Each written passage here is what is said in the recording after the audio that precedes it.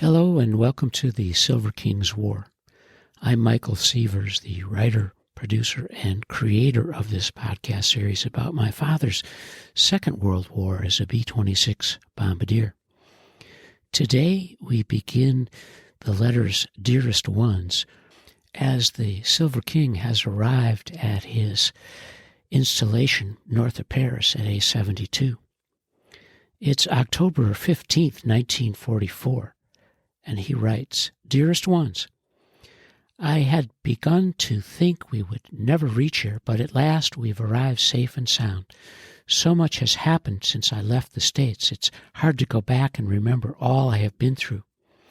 First of all, let me ease your mind by saying I'm fine and never felt better. Outside of just being in the Army, I couldn't complain about a thing. I do hope you haven't worried because of not hearing from me. You should have guessed I was on the move. However, now that I have reached my permanent station, I promise you shall hear from me very often, or as often as I have the chance to write. Also, I beg of you to write often. As yet, I haven't received any word at all from you since being overseas, and I suppose it will be quite some time before it catches up with me. At any rate, please keep writing so when it does start, it will be continuous. You'll find my new APO and complete address at the end of the letter. Up until last night, I hadn't slept in a bed, had a shave or a shower in over a week. Believe me, things were terrible. I did things I thought I would never have to put up with. One thing for sure, the infantry has nothing on us. Now, though, since I've reached my bomb group, all has changed. It's really nice. I mean it. The living quarters are good and the food is excellent. The fellows are all good Joes and we're all one big happy family. We're somewhere in France, where I don't know. But just 30 days ago, the Germans were here. In our quarters, we're living 7 men to a room. We have a big stove and now a radio.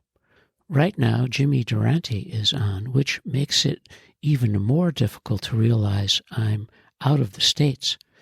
So far, I haven't seen much of the country, just a lot of mud. I suppose all or most of what I do see will be from the air. I'm sorry to say Bill isn't with me any longer. We were together until our last stop, and then he went to a different group. He isn't far from here, so we will probably get together. At this point, I would like to make a request. Cigarettes are rationed here to the point where we get only 4 packs a week, 1 razor blade a week, and a bar of soap every 2 weeks. So if you would, I wish you would send me some cigarettes, blades, and soap. I'm happy to say we get whiskey here. Of course, it's rationed, but at least we get it. I can get a 5th of scotch and a pint of gin every month. And last night I had my first drink of scotch since I left the States. It surely tasted good. We'll close now with a promise to write again tomorrow. I do hope you're well and not too lonesome. Please write. With my new address, it shouldn't take long to hear from you. Keep well. Love to Ida. I love you and miss you, Stan. Care of Lieutenant S.L. Silverfield, 0-765-449, 597th Bomber Squadron, 397th Bomber Group, APO 140, care of Postmaster, New York, New York. Stanley's mid-October letters reflect his commitment to very thorough writing home. It will keep him busy and keep his parents satisfied that he's safe and doing his job. And he writes from A-72 on October 16th, 1944, Dearest Ones, I had intended to write you a long letter today, but due to the shortage of stamps and stationery, this must suffice for it. This is such an outpost, there is quite a shortage of almost everything. Which reminds me, In your next package, please send along with stationery and stamps some sorts of food. It seems that meals are far between, and I would appreciate some cookies, candy, and foodstuffs. Also, you might add a couple of washcloths. I surely would appreciate it. Outside of that, I'm feeling fine, and right now I'm drinking Mum's Champagne, 1939, and black and white scotch. So you see, I can't complain. I still haven't received any mail, but please keep writing. Stan. Our hero, understandably, has a real thirst for news from home. The letters he finds comforting and informative. His last letter, a brief one on Vmail in discussing his drinking, comes right before a very long letter dated October 21st, 1944. Dearest Ones, please forgive me for not writing these last few days. It's difficult as all hell to obtain writing material around here. There wasn't even a Vmail form to be had. That, and for no other reason, is why I haven't written. I'm really terribly sorry if I caused you unnecessary worry. I'm feeling fine and in perfect health. I'm hoping that this finds you the same. As yet, I haven't received any mail from the States, and it is quite disgusting. You have no idea how much I miss it. And just to make matters worse, mail comes in here only 3 times a week. This place is a real outpost. This isn't exactly the fanciest stationery I've ever had, but as long as it serves its purpose, I suppose it's okay. The only reason I have it is because I went to a small town near here to buy it. It comes direct from a French 5 and 10 store. 2 other fellows decided to go in early this afternoon with hopes of finding some stationery and perhaps do a little shopping. The town is about 15 miles from here, and since there is no transportation, we had to hitchhike both ways. It wasn't difficult to get a ride because there is usually some form of military vehicle on the road. We found the city quite interesting. Of course, all the buildings are very old, and 4 years of war is evident in all directions. All the streets are small and are made of cobblestones instead of asphalt. The people are of 2 generations only, one of the ancient generation and the other of the generation to be. You see nothing of the modern youth. Their dress is mostly just as you would imagine the French to dress, only perhaps a bit more shabby. You see a great deal of tams, berets, and boots. Most of the low-cut shoes have wooden soles. Their mode of travel is mostly by bicycle. However, there was one trolley line which was surprising. I suppose the few autos is due to the shortage of gas. Summing it all up, I would say the country as a whole is far behind us in modern living. Of course, my opinion might change once I see Paris. One thing that did surprise me is that there were no signs whatsoever of German occupation. It has probably been removed, but I had expected to see some of it.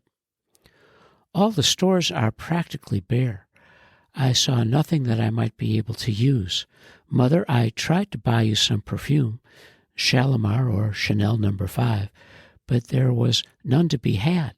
The sales lady promised to have me some next week. You should see me trying to converse with the French. I surprised myself as I did quite well with it. The 2 years of it I had in high school is slowly coming back to me. As it turned out, I had to be the interpreter for the 3 of us. I received quite a kick out of it. We stopped in a restaurant where we hoped we might get something to eat. As it was, we don't have ration points, so weren't allowed any meat. It isn't like the States. One must give up points even in a restaurant over here. However, we were served mashed potatoes, beets, soup, and bread. I'll probably turn into a vegetarian before I leave here. Another interesting point is that the French people drink no water at all. Their beverage is strictly wine, beer, and champagne. It makes you wonder how they live without it. There are two distinct instances I must tell you about. One has a bit of humor to it, while the other is perhaps a little sad. I'll begin with the sad one. In one of the stores in town in which we had entered, we were standing looking and admiring the different articles when a young mother and her child came in. The mother must have been in her middle 20s, and the kid couldn't have been over 3. She was a beautiful child, and I couldn't resist talking to her. Well, when I walked over to her, she shied away from me and clung to her mother as though I was a monster. I'm sure it wasn't because she was shy, but rather she was afraid of my uniform. I truly believe that this was a remnant of the German regime, and I couldn't help but feeling sorry for her. You can imagine what an awful fear must be instilled in her mind. And now for the humor. This will give you a fair idea of how the French live, besides maybe a good laugh, as it did me. In one of the many bars in town, we found the women and men using the same washroom, and there was no lock on the door. At times, both sexes were in there at the same time. I know this is hard to believe, as it is surely something you have to see. Take my word for it, I saw it. This combat life isn't bad at all. I'm living very comfortably and warm. We have swell barracks with 7 men to a room. Besides my pilot and co-pilot, there is a captain, 2 first lieutenants, and another second lieutenant. These fellows have been here for quite some time and are swell guys. We have the room fixed up nice, since we're free to do whatever we wish with them. One really has to be an amateur carpenter and electrician to get along okay. You should see the swell closet and bed I built. It's much nicer than I ever had in the States. The food is good and plentiful, but my only trouble is getting hungry between meals. Here it isn't like it is in the States, where you can go down to the PX and get a sandwich. Here you must wait until the next meal. So far I have been sleeping so much I don't give myself much time to get hungry. It's a lazy life. We have a swell radio in the room, which is a godsend. We get swell programs recorded from the States, and right now Bing Crosby is on command performances. All my evenings are spent listening to it and playing bridge. 6 of us have started a bridge tournament, and so far I'm on the plus side. My game isn't bad at all considering the short time I've been playing. I can't wait to get home to play with you. You had better give up your gin game and practice bridge, or I'll trim your pants. There is no more news. The mud is still knee-deep. I hope you're taking care of yourselves. If I remember correctly, Leona should be due any time now. I sincerely hope everything goes well, and of course I'll be eager to know what it is. I know you'll be there, so please let me know as soon as you can. In the meantime, please keep writing, and maybe the mail will arrive soon. I hope so. Love to Ida. I love you and miss you, Stan. Our hero, the Silver King, is beginning to get into the flow of his bomb group, the setting he lives in the good Joes he shares his days with. His 5-page letter, along with describing his setting, expresses his concern about how the family's doing, and of course his sister Leona is expecting her second child any moment, and he wants to know what's going on, as he writes to his family on October 22nd, 1944. Dearest Ones, true enough, today is Sunday, although it could well be any day in the week. It's a far cry from anything like it used to be in the States. Here one day is like all the others, and time is more or less counted in months, or maybe in leaves. Each crew gets a 48-hour leave to go to Paris about every 4 or 5 weeks. I'm eagerly looking forward to mine, as of course I'm curious to see what the place is like. You can be assured I'll have plenty to tell after I do see it. The weather is still wet, and naturally I'm way ahead on my sleep. Yesterday I received some good news which I forgot to mention in my letter. I was told our crew will be intact throughout our tour over here.